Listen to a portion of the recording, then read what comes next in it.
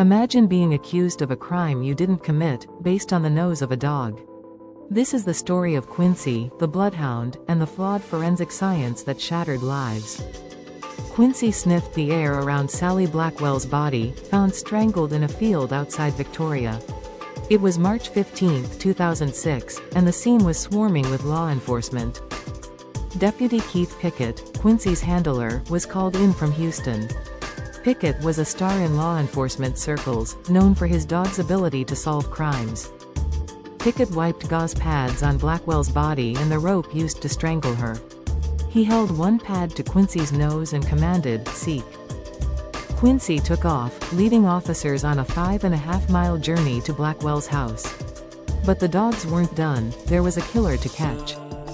Quincy led the officers to Michael Buchanek's home, a former sheriff's department officer. Buchanek had dated Blackwell and was now a person of interest. The officers reconvened, buzzing with excitement. Pickett suggested a scent lineup to confirm the connection and obtain a search warrant. Using a scent pad from Buchanek's signature, Pickett's dogs matched his scent to the crime scene. Buchanek officially became a suspect. 6 days later, Pickett conducted another lineup with a scent taken directly from Buchanek. The dogs picked Buchanek's scent every time. Pickett's dogs had nailed their man again, or so it seemed. But the truth was far more complicated and devastating. In August 2006, Blackwell's boyfriend's son confessed to her murder. Buchanek was innocent, but his life had been turned upside down. Pickett's dogs had also implicated Ronald Curtis, Cedric Johnson, Purvis Bickham, and Calvin Miller in various crimes. All were innocent.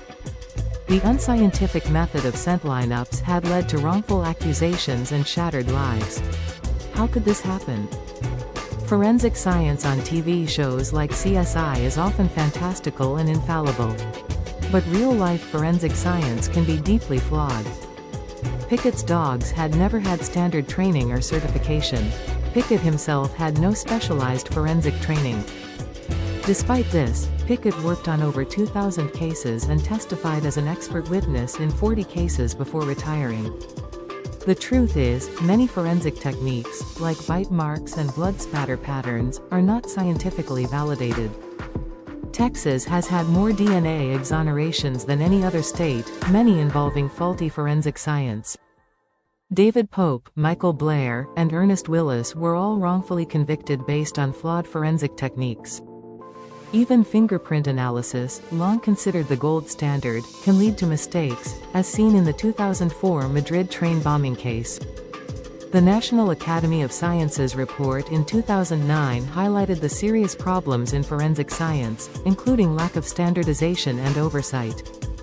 The Cameron Todd Willingham case showed how disastrous forensic mistakes can be. Willingham was executed for a crime he didn't commit. The legend of Keith Pickett began with a love for bloodhounds and a desire to help police. But his methods were deeply flawed. Pickett's dogs were used to match scents in lineups, but studies show dogs make mistakes at least 15% of the time.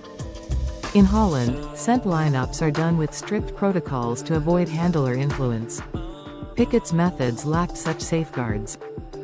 Pickett's dogs became superheroes to police and prosecutors, but their abilities were too good to be true. In 2009, several wrongfully accused men filed lawsuits against Pickett and law enforcement, accusing them of negligence and fraud.